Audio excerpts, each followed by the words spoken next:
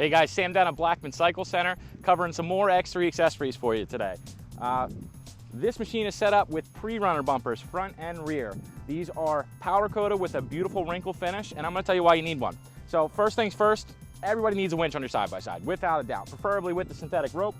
If you want to mount a winch on an X3, you need a bumper. The pre-runner bumper is the most popular one. It offers the most protection to protect the beautiful front end of this X3. Start at $319.99 for the front, $319.99 for the rear. Very affordable.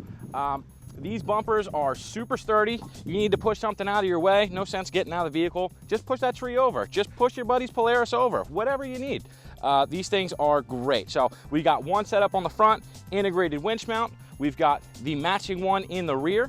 These are available in several different colors, super sturdy, wouldn't hesitate to ram this thing against pretty much anything. So if you want to get yourself some bumpers on your X3, give Dave a call, 610-965-9865. Check out the website, blackmancycle.com.